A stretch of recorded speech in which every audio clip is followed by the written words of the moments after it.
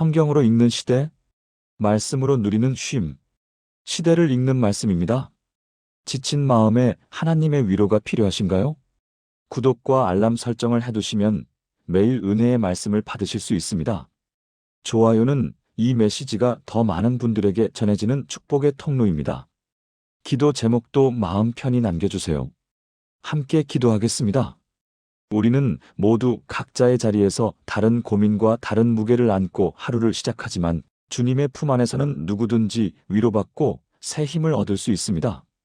그래서 오늘 말씀을 나누기 전에 무엇보다 먼저 여러분 한 사람 한 사람의 하루가 하나님의 은혜로 시작되기를 바라는 마음으로 잠시 여러분을 위해 기도하는 시간을 갖고자 합니다. 주님께 우리의 마음을 올려드리는 이 짧은 기도가 여러분의 마음을 단단히 붙잡아주고 오늘 하루 걸음을 인도하는 은혜의 시간이 되기를 소망합니다. 그럼 이제 여러분을 위해 기도하겠습니다.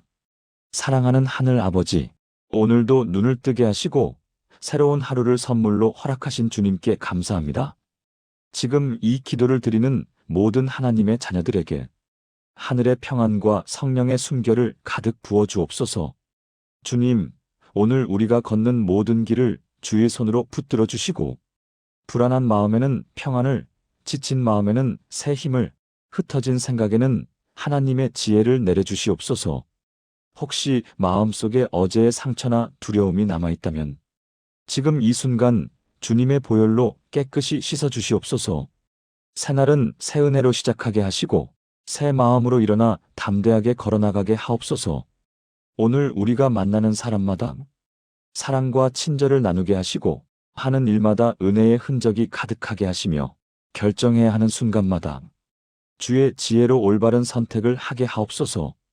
주님, 우리의 가정을 지켜주시고 건강을 지켜주시며 오늘 하루 필요한 모든 것을 넉넉하게 채워주옵소서. 걱정 대신 감사가, 염려 대신 기쁨이, 혼란 대신 분명한 인도하심이 우리의 마음을 채우게 하옵소서. 주님, 오늘도 우리와 함께 걸으시는 줄 믿습니다. 그래서 두렵지 않게 하시고 외롭지 않게 하시고 넘어져도 다시 일어날 수 있도록 붙들어 주옵소서. 이 하루가 우연이 아니라 주님께서 준비하신 은혜의 하루가 되게 하시고 이 기도를 드리는 모든 이들의 삶 위에 하늘의 평강이 흘러넘치게 하옵소서. 예수님의 이름으로 기도드립니다. 아멘. 이사야 50장 4절을 보면 놀라운 고백이 나옵니다. 주 여호와께서 학자들의 혀를 내게 주사 나로 곤고한 자를 말로 어떻게 도와줄 줄을 알게 하시고 하침마다 깨우치시되 하침마다 나의 귀를 깨우치사 학자들같이 알아듣게 하시도다. 아침마다 깨우치신다는 것입니다. 이사야 선지자는 매일 아침 하나님께서 새롭게 말씀하시는 것을 경험했습니다.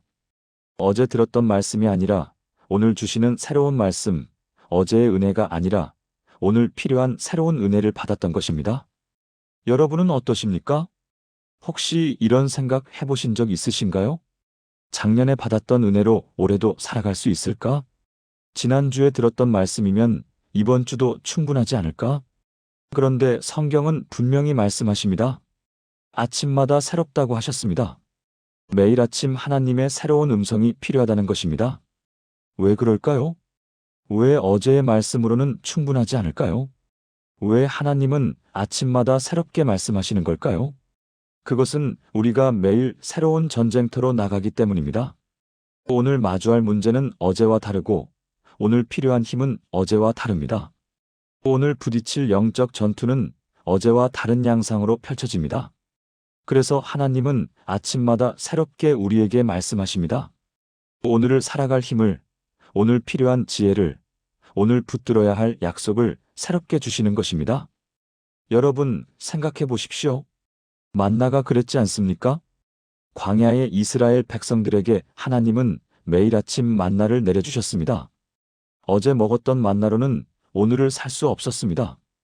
어제 거둔 만나를 오늘까지 남겨두면 썩어버렸습니다. 그것이 바로 하나님이 일하시는 방법입니다.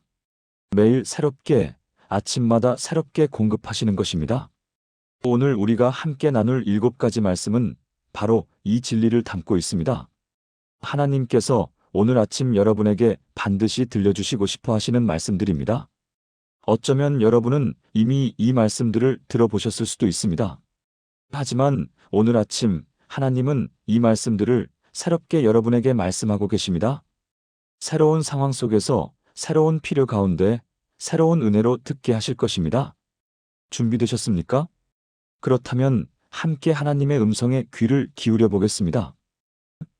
첫 번째, 두려워하지 말라는 말씀. 여러분은 오늘 아침 일어났을 때 어떤 감정이 가장 먼저 밀려왔습니까? 혹시 두려움은 아니었나요? 오늘 또 무슨 일이 생길까? 이번 주 검사 결과가 어떻게 나올까? 자녀가 또 무슨 말을 할까? 우리는 매일 아침 크고 작은 두려움과 함께 하루를 시작합니다. 때로는 막연한 불안감으로, 때로는 구체적인 걱정으로 우리 마음을 짓누릅니다. 이사야 41장 10절을 함께 보시겠습니까? 두려워하지 말라. 내가 너와 함께함이라. 놀라지 말라. 나는 내 하나님이 됨이라. 내가 너를 굳세게 하리라. 참으로 너를 도와주리라. 참으로 나의 이로운 오른손으로 너를 붙들리라. 이 말씀은 단순한 위로가 아닙니다. 이것은 하나님의 확실한 약속입니다. 두려워하지 말라는 명령 뒤에 세 가지 이유가 나옵니다. 첫째, 내가 너와 함께한다. 둘째, 내가 너를 굳세게 한다. 셋째, 내가 너를 붙든다. 여기서 우리가 주목해야 할 것이 있습니다. 하나님은 두려워할 상황을 없애주겠다고 하지 않으셨습니다. 문제를 제거해주겠다고 하지 않으셨습니다. 대신 내가 함께하겠다고 하셨습니다. 이것이 무엇을 의미합니까? 우리 삶에서 두려운 상황은 계속 올 수 있습니다. 힘든 일, 어려운 문제, 해결되지 않는 고민들이 여전히 있을 수 있습니다. 하지만 그 모든 상황 속에서 하나님이 함께 하신다는 것입니다. 실제로 이런 일이 있었습니다. 지난해 우리 교회에 출석하시는 김 집사님이라는 분이 계십니다. 60대 중반에 자상하신 분인데 작년 초 건강검진에서 암 진단을 받으셨습니다. 그분이 제게 상담을 요청하셨을 때 저는 그분의 눈빛을 잊을 수가 없습니다. 깊은 두려움이 가득했습니다. 목사님, 솔직히 너무 무서워요. 밤에 잠을 잘 수가 없어요. 아침에 눈을 뜨면 오늘도 암 환자구나 하는 생각이 가장 먼저 들어요. 그때 저는 이 말씀을 함께 읽었습니다. 이사야 41장 10절을 함께 읽고 함께 기도했습니다. 그리고 제가 말씀드렸습니다. 집사님, 하나님은 암을 없애주신다고 약속하지 않으셨어요. 하지만 그 암과 싸우는 과정에서 함께 하신다고 약속하셨어요. 두려워하지 말라고 하셨어요. 그 후로 집사님은 매일 아침 이 말씀을 붙들고 기도하셨습니다. 항암 치료를 받으러 가는 날 아침에도, 몸이 너무 힘든 날 아침에도, 검사 결과를 기다리는 날 아침에도 이 말씀을 읽으셨습니다. 그리고 놀라운 일이 일어났습니다. 암이 기적적으로 사라진 것이 아닙니다. 치료 과정은 여전히 힘들었고 부작용도 있었습니다. 하지만 집사님의 얼굴이 달라졌습니다. 두려움이 평안으로 바뀌었습니다. 불안이 확신으로 변화되었습니다. 최근에 그분이 제게 이렇게 고백하셨습니다. 목사님, 이상한 일이에요. 상황은 여전히 힘든데 마음에 평안이 있어요. 매일 아침 이 말씀을 읽을 때마다 하나님이 정말 함께 계시다는 걸 느껴요. 여러분, 이것이 바로 오늘 아침 여러분이 들어야 할 말씀입니다. 두려워하지 말라. 내가 너와 함께한다. 이 약속은 어제도 유효했지만 오늘 새롭게 여러분에게 주시는 말씀입니다. 오늘 아침 여러분이 마주한 그 두려움 한복판에 하나님이 함께 계십니다. 그 약속을 붙드시길 바랍니다. 매일 아침 이 말씀으로 하루를 시작하십시오. 두려워하지 말라. 하나님이 나와 함께 하신다. 이 고백이 여러분의 입술에서 나올 때 두려움은 힘을 잃게 될 것입니다. 두 번째, 새 힘을 얻으리라는 말씀. 아침에 일어나는 것 자체가 힘든 날이 있습니다. 몸도 무겁고 마음도 무겁습니다. 오늘을 어떻게 버틸까 하는 생각이 먼저 듭니다. 특히 나이가 들수록 삶의 무게가 더해질수록 그런 날들이 많아집니다. 여러분도 그런 경험 있으시지요? 이사야 40장 29절에서 31절을 함께 보겠습니다. 피곤한 자에게는 능력을 주시며 무능한 자에게는 힘을 더하시나니 소년이라도 피곤하며 곤비하며 장정이라도 넘어지며 자빠지되 오직 여호와를 앙망하는 자는 새 힘을 얻으리니 독수리가 날개치며 올라감 같을 것이요 다른 박질하여도 곤비하지 아니하겠고 걸어가도 피곤하지 아니하리로다. 이 말씀에서 하나님이 약속하시는 것이 무엇입니까? 새 힘을 얻으리라는 것입니다. 여기서 새 힘이라는 표현이 중요합니다. 히브리어 원문을 보면 칼라프라는 단어인데 이것은 교환하다, 바꾸다, 새롭게 하다는 의미를 담고 있습니다. 즉, 하나님이 주시는 힘은 우리의 낡고 지친 힘을 하나님의 새롭고 강한 힘으로 교환해 주시는 것입니다. 우리 힘으로 버티는 것이 아니라 하나님의 힘으로 살아가게 하시는 것입니다. 그런데 여기서 주목해야 할 조건이 있습니다. 오직 여호와를 앙망하는 자라고 했습니다. 앙망한다는 것은 무엇입니까? 히브리어로 카바인데 기다리다, 바라보다, 의지하다는 뜻입니다. 단순히 기다리는 것이 아니라 적극적으로 하나님을 향해 나아가는 것입니다. 매일 아침 하나님 앞에 나아가 그분의 음성을 듣고 그분의 힘을 구하는 것입니다. 제가 아는 한 권사님의 이야기를 나누고 싶습니다. 70대 초반의 이 권사님은 오랫동안 당뇨와 고혈압으로 고생하셨습니다. 매일 약을 드시고 식이 조절을 하시고 운동도 하셔야 했습니다. 몇 년 전 어느 날 권사님이 제게 이렇게 말씀하셨습니다. 목사님, 요즘 아침에 일어나는 게 너무 힘들어요. 몸도 무겁고 기운도 없고 나이가 드니까 이렇게 되나 봐요. 그런데 최근 이 권사님을 만났을 때 놀라운 변화가 있었습니다. 얼굴에 생기가 돌고 목소리에 힘이 있었습니다. 제가 물었습니다. 권사님, 무슨 좋은 일이 있으세요? 건강이 좋아지신 것 같아요. 권사님이 웃으시며 말씀하셨습니다. 목사님, 몸은 여전해요. 여전히 약 먹고 조심해야 하고. 그런데 마음이 달라졌어요. 몇 달 전부터 매일 아침 이사야 40장 31절을 읽고 기도하기로 작정했거든요.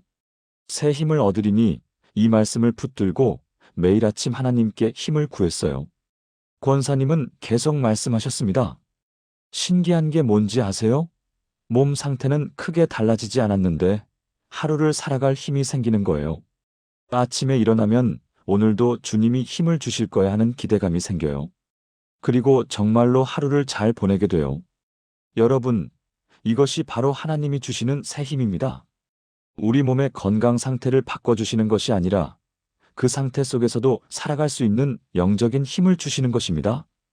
독수리가 날개치며 올라가듯 다른 박질하여도 곤비하지 않듯 걸어가도 피곤하지 않듯 살게 하시는 것입니다. 그것도 매일 아침 새롭게 주십니다. 어제 받은 힘으로 오늘을 살 수 없습니다. 오늘 아침 하나님 앞에 나아가 새 힘을 구해야 합니다. 주님, 오늘 하루를 살아갈 힘을 주소서. 제 힘으로는 할 수 없습니다. 주님의 힘을 주소서. 이 기도가 여러분의 아침을 여는 첫 번째 고백이 되기를 바랍니다. 그러면 하나님은 반드시 새 힘을 주실 것입니다. 세 번째 은혜가 족하다는 말씀. 우리 삶에는 풀리지 않는 문제들이 있습니다. 아무리 기도해도 변하지 않는 상황들이 있습니다. 때로는 하나님께 간절히 구했는데도 응답이 없는 것처럼 느껴질 때가 있습니다. 그럴 때 우리는 혼란스럽습니다. 하나님이 정말 내 기도를 들으시는 걸까? 내가 뭔가 잘못한 걸까? 이런 의문이 마음속에 생깁니다. 고린도후서 12장 9절을 함께 보시겠습니까? 내가 내게 이르노니 내 은혜가 내게 족하도다. 이는 내 능력이 약한 데서 온전하여짐이라. 그러므로 도리어 크게 기뻐함으로 나의 여러 약한 것들에 대하여 자랑하리니 이는 그리스도의 능력이 내게 머물게 하려 함이라. 이 말씀의 배경을 보면 더욱 놀랍습니다. 사도 바울에게는 육체의 가시라는 것이 있었습니다. 학자들은 이것이 질병이었을 것이라고 추정합니다. 어떤 학자들은 눈병이었을 것이라고 하고 어떤 학자들은 간질이었을 것이라고 합니다. 정확히 무엇인지는 모르지만 바울에게는 매우 고통스러운 것이었습니다. 그래서 바울은 3번이나 주님께 이것을 없애달라고 간구했습니다. 그런데 하나님의 응답은 놀라웠습니다. 가시를 제거해 주신 것이 아니라 내 은혜가 내게 족하다고 말씀하신 것입니다. 이것이 무엇을 의미합니까? 하나님은 때로 우리가 원하는 방식으로 응답하지 않으신다는 것입니다. 문제를 제거하시는 대신 그 문제 속에서 살아갈 수 있는 은혜를 주신다는 것입니다. 그리고 그 은혜는 충분하다는 것입니다. 족하다는 말은 헬라어로 아르케오인데 충분하다, 만족하다는 뜻입니다. 하나님의 은혜는 우리의 약함을 덮고도 남음이 있다는 것입니다. 우리 교회에 박 권사님이라는 분이 계십니다. 50대 후반의 이 권사님은 20년 넘게 류마티스 관절염을 앓고 계십니다. 날씨가 조금만 추워지면 손가락 마디마디가 아프고 무릎이 붓고 걷는 것조차 힘들 때가 많습니다. 권사님은 그동안 수없이 치료를 받으셨고 많은 기도를 드렸습니다. 교회에서 특별 기도회가 있을 때마다 나오셨고 새벽 기도도 빠지지 않으셨습니다. 그런데 병은 나아지지 않았습니다. 몇 년 전 권사님이 제게 상담을 요청하셨습니다. 사무실에 앉아서 조용히 눈물을 흘리시며 말씀하셨습니다. 목사님, 제가 하나님께 무슨 잘못을 한 걸까요? 왜 제 기도는 응답되지 않는 걸까요? 다른 분들은 병 고침 받았다는 간증을 하시는데 저는 왜 20년이 넘도록 이 병을 안고 살아야 하는 걸까요? 그때 저는 권사님과 함께 이 말씀을 읽었습니다. 고린도후서 12장 9절을 함께 읽고 바울의 이야기를 나눴습니다. 그리고 말씀드렸습니다. 권사님, 하나님은 권사님의 기도를 들으셨어요. 하지만 하나님의 응답은 병을 제거하는 것이 아니라 그 병과 함께 살아갈 수 있는 은혜를 주시는 것일 수 있어요. 그리고 그 은혜는 충분합니다. 그 후로 권사님은 기도 제목을 바꾸셨습니다. 주님, 이 병을 낫게 해주세요에서 주님, 이 병과 함께 살아갈 수 있는 은혜를 주세요로 바뀌었습니다. 그리고 놀라운 일이 일어났습니다. 병은 여전했지만 권사님의 삶이 달라졌습니다. 같은 아픔 속에서도 감사하게 되었고 같은 고통 속에서도 찬양하게 되었습니다. 오히려 같은 병을 가진 다른 분들을 위로하고 격려하는 사역을 시작하셨습니다. 최근에 권사님이 제게 이렇게 말씀하셨습니다. 목사님, 이제 알 것 같아요. 하나님이 왜 이 병을 제게 주셨는지. 이 병이 없었다면 저는 하나님의 은혜를 이렇게 깊이 경험하지 못했을 거예요. 매일 아침 일어날 때마다 주님, 오늘도 주님의 은혜로 살게 하소서 하고 기도하게 돼요. 그리고 정말로 하루를 살아낼 수 있게 하시는 하나님의 은혜를 경험해요. 여러분, 오늘 아침 여러분에게도 풀리지 않는 문제가 있습니까? 변하지 않는 상황이 있습니까? 아무리 기도해도 응답이 없는 것처럼 느껴지십니까? 오늘 이 말씀을 붙드십시오. 내 은혜가 내게 족하도다. 하나님의 은혜는 충분합니다. 그 문제 속에서도 그 상황 속에서도 살아갈 수 있는 은혜를 주십니다. 그리고 그 은혜는 매일 아침 새롭게 주어집니다. 오늘 아침도 하나님의 은혜는 족합니다. 네 번째, 주의 이름을 부르는 자는 구원을 받으리라는 말씀. 기도가 막힐 때가 있습니다. 무슨 말을 해야 할지, 어떻게 기도해야 할지 모를 때가 있습니다. 너무 힘들어서 말이 나오지 않을 때도 있고, 너무 답답해서 기도 자체가 되지 않을 때도 있습니다. 그럴 때 우리는 어떻게 해야 할까요? 요엘 2장 32절을 보겠습니다. 누구든지 여호와의 이름을 부르는 자는 구원을 얻으리니 이는 나 여호와의 말과 같이 시온 산과 예루살렘에서 피할 자가 있을 것이며 남은 자 중에 나 여호와의 부름을 받을 자가 있을 것임이니라. 이 말씀이 주는 위로가 무엇입니까? 긴 기도가 필요 없다는 것입니다. 거창한 기도문이 필요 없다는 것입니다. 누구든지 여호와의 이름을 부르는 자라고 했습니다. 그저 주의 이름을 부르기만 하면 된다는 것입니다. 예수님, 주님, 하나님, 이 한마디 부르짖음으로도 충분하다는 것입니다. 로마서 10장 13절에서도 같은 말씀을 반복합니다. 누구든지 주의 이름을 부르는 자는 구원을 받으리라.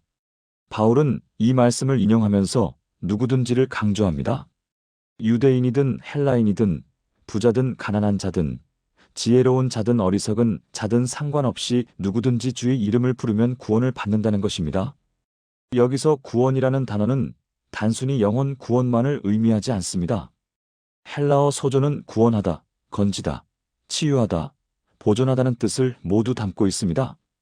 즉, 주의 이름을 부를 때 하나님은 우리를 위험에서 건지시고 질병에서 치유하시고 절망에서 구원하신다는 것입니다.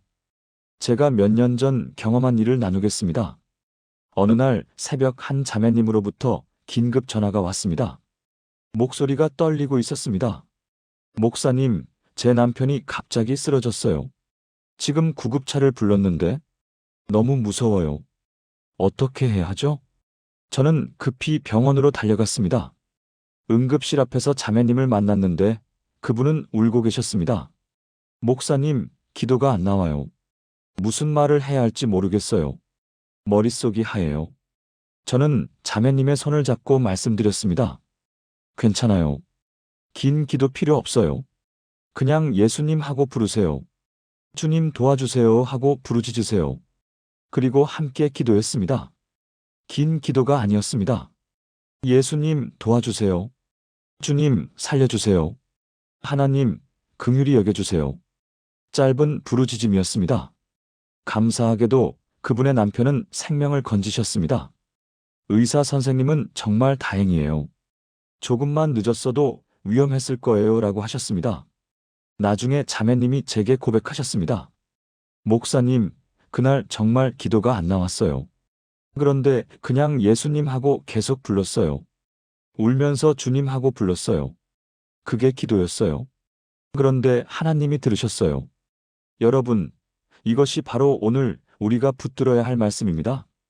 기도가 막힐 때, 말이 나오지 않을 때, 그냥 주의 이름을 부르십시오. 예수님, 주님, 하나님, 이 한마디로 충분합니다. 하나님은 우리의 긴 기도를 원하시는 것이 아니라 우리의 진실한 부르짖음을 원하십니다. 우리의 거창한 기도문이 아니라 우리의 간절한 마음을 보십니다. 매일 아침 이 이름을 부르십시오. 예수님, 오늘도 함께 하소서. 주님, 오늘 하루를 인도하소서. 하나님, 오늘도 도와주소서. 이 짧은 기도로 하루를 시작하십시오. 하나님은 반드시 들으시고 반드시 응답하실 것입니다. 5번째 말씀이 내 발의 등이요, 내 길의 빛이라는 말씀. 삶의 방향을 잃을 때가 있습니다. 어디로 가야 할지, 무엇을 선택해야 할지, 어떤 결정을 내려야 할지 막막할 때가 있습니다. 특히 인생의 중요한 기로에 섰을 때 우리는 깊은 혼란을 겪습니다. 그럴 때 우리에게 필요한 것이 무엇일까요? 시편 119편 105절을 함께 보겠습니다. 주의 말씀은 내 발의 등이요, 내 길의 빛이니이다. 이 말씀은 단순한 비유가 아닙니다. 이것은 다윗의 실제 경험에서 나온 고백입니다. 다윗은 사울 왕에게 쫓기며 도망 다니던 시절이 있었습니다. 어두운 밤, 광야를 헤매며 어디로 가야 할지 몰랐던 순간들이 있었습니다. 그때 다윗을 인도한 것이 무엇이었습니까? 바로 하나님의 말씀이었습니다. 여기서 등이라는 말은 히브리어로 네르인데 작은 등잔을 의미합니다. 큰 횃불이 아니라 작은 등잔입니다. 이것이 주는 의미가 무엇입니까? 하나님의 말씀은 먼 미래를 다 비춰주시는 것이 아니라 바로 다음 발걸음을 비춰주신다는 것입니다. 한 발 한 발 나아갈 수 있도록 인도하신다는 것입니다. 우리는 종종 하나님께 이렇게 기도합니다. 하나님, 제 인생의 청사진을 보여주세요. 앞으로 어떻게 될지 알려주세요. 하지만 하나님은 대부분 그렇게 하지 않으십니다. 대신 오늘 해야 할 일을 보여주시고 지금 내딛어야 할 한 걸음을 인도하십니다. 그리고 그것으로 충분합니다. 제가 아는 한 집사님의 이야기입니다. 40대 중반의 이 집사님은 몇 년 전 직장에서 권고사직을 당하셨습니다. 20년 가까이 다니던 회사였는데 구조 조정으로 인해 갑자기 직장을 잃게 되신 것입니다. 집사님은 깊은 혼란에 빠지셨습니다. 나이는 45, 아이들은 아직 학생, 재취업은 쉽지 않은 상황. 앞으로 어떻게 살아야 하나? 어디로 가야 하나? 매일 밤 잠을 이루지 못하셨습니다. 그러던 어느 날 새벽 기도회에서 이 말씀을 들으셨습니다. 시편 119편 105절.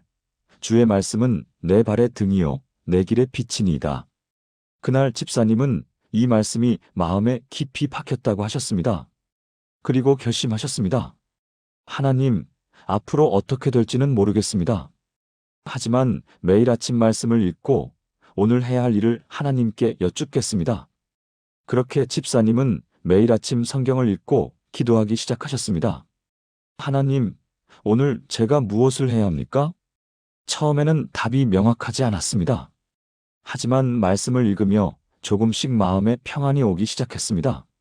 그리고 작은 인도하심들이 있었습니다. 오늘은 이력서를 한 군데 더 넣어보자. 오늘은 예전 동료에게 연락해보자. 오늘은 새로운 분야를 공부해보자. 작은 발걸음들이었습니다. 그렇게 6개월이 지났을 때 놀라운 일이 일어났습니다. 예전 동료의 소개로 새로운 회사에서 면접 기회가 왔고 결국 그곳에 취직하게 되셨습니다. 더 놀라운 것은 그 회사가 이전 회사보다 더 좋은 조건이었다는 것입니다. 집사님이 제게 간증하셨습니다. 목사님, 그때는 정말 막막했어요. 앞이 보이지 않았어요. 하지만 매일 아침 말씀을 읽으며 하나님께서 한 걸음씩 인도하셨어요. 지금 돌아보니 하나님의 계획이 완벽했어요. 여러분, 오늘 아침 여러분의 앞길이 막막하십니까? 무엇을 선택해야 할지 혼란스러우십니까? 이 말씀을 붙드십시오.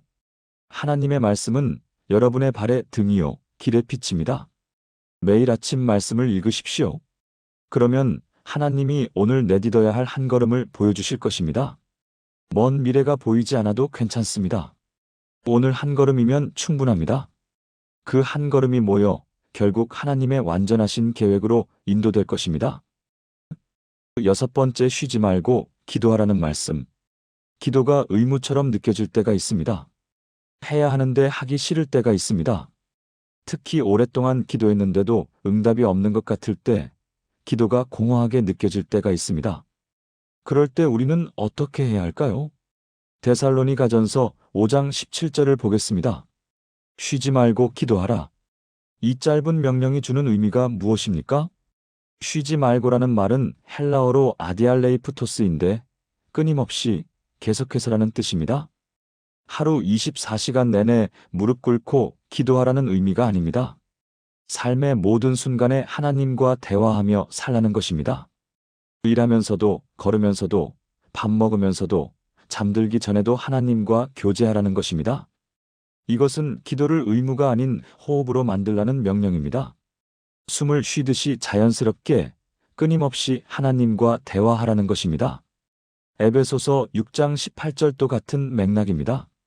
모든 기도와 간구를 하되 항상 성령 안에서 기도하고 이를 위하여 깨어 구하기를 항상 힘쓰며, 항상이라는 단어가 2번 나옵니다. 항상 성령 안에서 기도하고 항상 힘쓰라는 것입니다. 이것이 가능할까요? 가능합니다. 그리고 그것이 바로 승리하는 그리스도인의 삶입니다. 우리 교회에 최 장로님이라는 분이 계십니다. 70대 초반의 이 장로님은 작은 가게를 운영하고 계십니다. 몇 년 전 장로님이 제게 고백하신 적이 있습니다. 목사님, 솔직히 말씀드리면 저는 긴 기도를 못해요.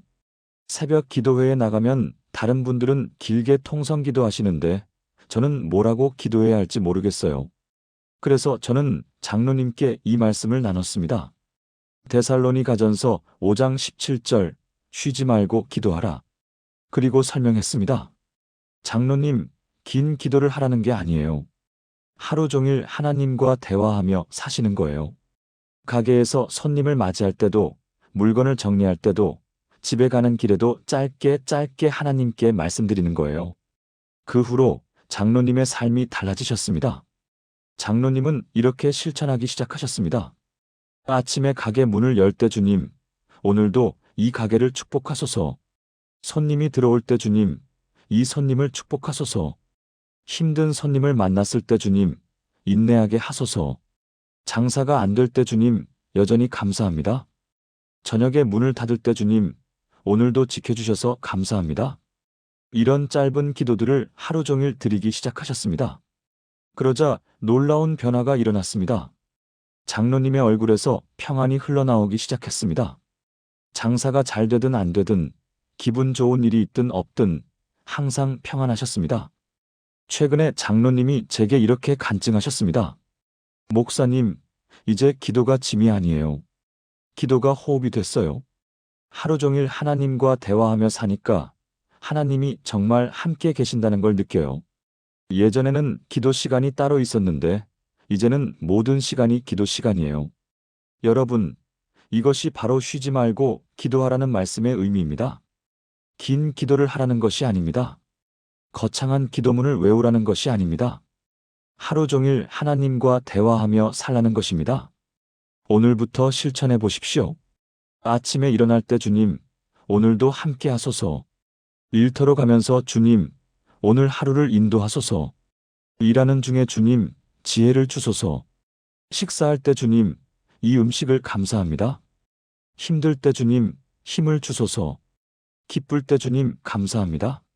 잠들기 전 주님, 오늘도 지켜주셔서 감사합니다. 이렇게 하루 종일 짧은 기도를 드리십시오. 그러면 여러분의 삶 전체가 기도가 될 것입니다. 그리고 그때 여러분은 경험하게 될 것입니다. 하나님이 정말로 여러분과 함께 계시다는 것을, 매 순간 여러분을 인도하시고 계시다는 것을. 7번째, 항상 기뻐하라는 말씀. 우리 삶에는 기뻐할 수 없는 순간들이 많습니다. 슬픈 일, 힘든 일, 억울한 일들이 일어납니다. 그런 상황에서 항상 기뻐하라는 말씀을 어떻게 받아들여야 할까요? 데살로니가전서 5장 16절을 보겠습니다. 항상 기뻐하라. 이 짧은 명령 뒤에는 깊은 의미가 담겨 있습니다. 기뻐하라는 헬라어 카이레테는 단순한 감정적 기쁨이 아닙니다. 이것은 의지적 선택입니다. 상황이 좋아서 기뻐하는 것이 아니라 상황과 상관없이 기뻐하기로 선택하는 것입니다. 왜냐하면 우리의 기쁨은 상황에서 오는 것이 아니라 주님으로부터 오기 때문입니다. 빌립보서 4장 4절도 같은 말씀입니다. 주 안에서 항상 기뻐하라. 내가 다시 말하노니 기뻐하라. 바울은 이 말씀을 어디서 썼습니까? 로마의 감옥에서 썼습니다. 자유를 잃고 사슬에 묶여 있으면서 항상 기뻐하라고 썼습니다. 이것이 무엇을 의미합니까? 기쁨은 환경에 달려있지 않다는 것입니다. 기쁨은 주님과의 관계에서 오는 것입니다. 제가 몇 년 전 만난 한 권사님의 이야기를 나누겠습니다. 60대 중반의 이 권사님은 인생에서 많은 어려움을 겪으셨습니다. 젊은 시절 남편을 잃으셨고 홀로 3자녀를 키우셨습니다. 경제적으로도 항상 어려우셨고 건강도 좋지 않으셨습니다. 그런데 놀라운 것은 이 권사님의 얼굴에는 항상 미소가 있었다는 것입니다. 교회에 오실 때마다 할렐루야를 하시며 인사하셨고 어떤 상황에서도 감사하셨습니다. 어느 날 제가 여쭤봤습니다. 권사님, 어떻게 그렇게 항상 기쁘실 수 있으세요? 힘든 일도 많으셨을 텐데요. 권사님이 웃으시며 대답하셨습니다. 목사님, 제가 처음부터 이랬던 건 아니에요. 남편 잃고 나서 몇 년간은 정말 힘들었어요. 울기만 했어요. 하나님을 원망하기도 했어요. 권사님은 계속 말씀하셨습니다. 그런데 어느 날 새벽 기도회에서 이 말씀을 들었어요. 항상 기뻐하라. 그때 하나님이 제 마음에 말씀하시는 것 같았어요. 내가 기뻐할 수 없는 상황이라는 걸 나도 알아. 하지만 나를 보고 기뻐해라. 상황을 보지 말고 나를 보라. 그날부터 권사님은 선택하기 시작하셨습니다. 힘든 상황 속에서도 기뻐하기로 선택하셨습니다. 돈이 없어도 하나님이 공급하실 거예요 하며 기뻐하셨습니다. 몸이 아파도 그래도 숨 쉬고 있으니 감사해요 하며 기뻐하셨습니다. 외로워도 하나님이 함께 계시니 괜찮아요 하며 기뻐하셨습니다. 그렇게 매일 아침 일어나서 제일 먼저 하시는 일이 이렇게 고백하는 것이었습니다. 주님, 오늘도 주님 안에서 기뻐하겠습니다. 그러자 놀라운 일이 일어났습니다. 권사님의 삶이 실제로 변화되기 시작했습니다. 경제적 상황이 나아졌고 건강도 좋아졌고 자녀들도 잘 자라났습니다. 하지만 더 중요한 것은 권사님 자신이 변화되었다는 것입니다. 같은 상황 속에서도 전혀 다른 삶을 살게 되셨습니다. 권사님은 지금 교회에서 가장 기쁨이 넘치는 분으로 알려져 있습니다. 새신자들이 교회에 오면 권사님을 보고 저 권사님은 왜 저렇게 항상 웃으세요? 라고 물어봅니다. 그러면 권사님은 항상 이렇게 대답하십니다. 예수님을 만나서 그래요. 예수님이 주시는 기쁨은 세상이 줄 수도 없고 빼앗아갈 수도 없어요. 여러분, 오늘 아침 여러분의 상황은 어떠십니까? 기뻐할 수 없는 상황 속에 계십니까? 그렇다면 오늘 이 말씀을 붙드십시오. 항상 기뻐하라. 이것은 명령입니다. 상황이 좋아지면 기뻐하라는 것이 아니라 지금 기뻐하라는 것입니다. 주님 안에서 기뻐하라는 것입니다. 상황을 보지 말고 주님을 보라는 것입니다. 매일 아침 일어나서 이렇게 고백하십시오. 주님, 오늘도 주님 안에서 기뻐하겠습니다. 그러면 여러분은 경험하게 될 것입니다. 주님이 주시는 기쁨이 상황을 초월한다는 것을, 그 기쁨은 세상이 줄 수도 없고 빼앗아갈 수도 없다는 것을, 그리고 그 기쁨이 여러분의 힘이 될 것입니다. 느헤미야 8장 10절이 말씀하지 않습니까?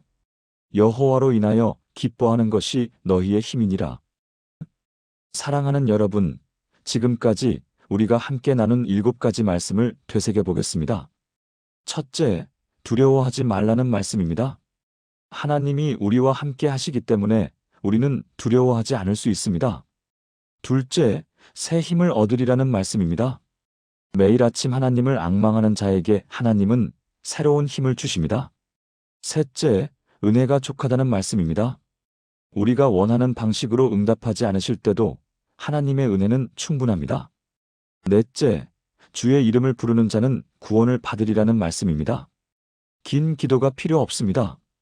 그저 주의 이름을 부르기만 하면 됩니다. 다섯째, 말씀이 내 발의 등이요, 내 길의 빛이라는 말씀입니다. 먼 미래를 보여주지 않으셔도 괜찮습니다. 오늘 한 걸음이면 충분합니다. 여섯째, 쉬지 말고 기도하라는 말씀입니다.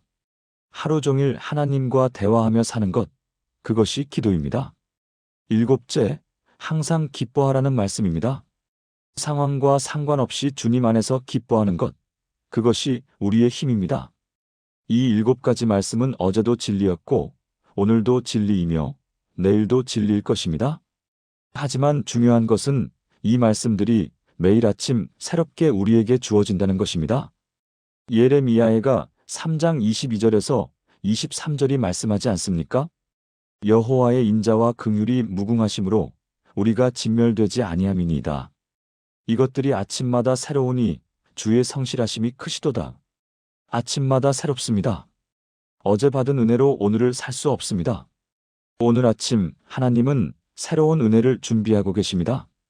오늘 여러분이 필요한 힘을, 오늘 여러분이 들어야 할 말씀을, 오늘 여러분을 위한 계획을 가지고 계십니다. 그러니 매일 아침 하나님 앞에 나아가십시오. 주님, 오늘은 어떤 말씀을 주실 건가요? 주님, 오늘 제게 필요한 은혜는 무엇인가요? 주님, 오늘 제가 무엇을 해야 합니까? 이렇게 물으며 하나님의 음성에 귀를 기울이십시오. 그러면 하나님은 반드시 응답하실 것입니다. 오늘 여러분에게 필요한 말씀으로, 오늘 여러분에게 필요한 은혜로, 오늘 여러분에게 필요한 힘으로 채워주실 것입니다. 여러분, 오늘 이 말씀들이 마음에 닿으셨습니까? 하나님께서 오늘 아침 여러분에게 특별히 들려주시고 싶으셨던 말씀이 있었습니까? 그렇다면 좋아요를 눌러주시고 댓글에 아멘이라고 남겨주세요. 그리고 이 말씀이 필요한 다른 분들에게도 공유해주세요. 하나님의 말씀은 나눌수록 더 큰 은혜가 됩니다. 마지막으로 여러분을 축복합니다. 오늘도, 내일도 모든 날에 하나님의 새로운 은혜가 여러분과 함께하기를 축복합니다. 매일 아침 하나님의 음성을 듣는 은혜가 있기를 축복합니다. 주님 안에서 항상 기뻐하며 쉬지 않고 기도하며 범사에 감사하는 삶을 사시기를 축복합니다. 사랑하는 여러분, 아침마다 새로운 은혜를 경험하시기 바랍니다. 오늘도 반드시 들어야 할 말씀을 듣는 여러분이 되시기를 주님의 이름으로 축원합니다. 아멘.